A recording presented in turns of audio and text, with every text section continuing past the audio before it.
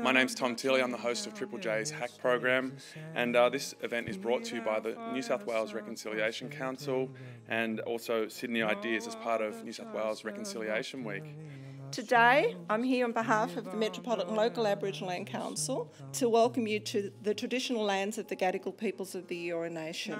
My personal experience with racism, I have trouble differentiating racism with ignorance sometimes. So I can't tell if it's ignorance or racism. Maybe you guys can help me out. I've heard some awful stuff being said in context, in comedy. I promise you, in context. And I found it, it can turn you around. It can be hilariously funny. Is there a line? Of course, there's a line that shouldn't be crossed. But where is that line? The ignorance that sits behind things like genuine racism is expressed through other types of bigotry and ignorant attitudes towards women, gays, lesbians, bisexual, transgender and intersex people, people with a disability, those of different religious faiths, among many others. I don't have any deep experience of racism, and there's no point pretending otherwise. But I do have experience in some of those other areas of social prejudice. The issue isn't whether racism or any other type of unjust prejudice is acceptable. The issue is how we tackle it.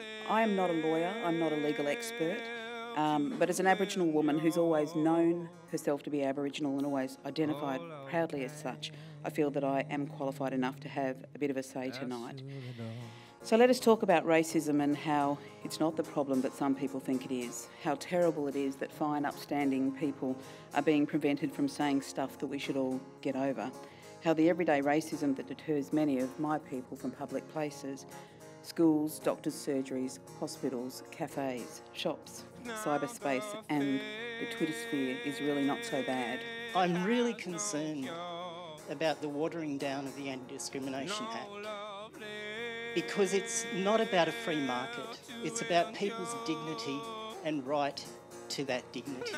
Now, I come to lots of fora and people say something not dissimilar to that, and the audience normally applauds, and then I'm supposed to feel ashamed or embarrassed, but I need to make it clear that I'm proud of my position. I realise some people won't like that. Because from a human rights perspective, equality before the law matters, and the problem with the Racial Discrimination Act at the moment is it doesn't have equality before the law.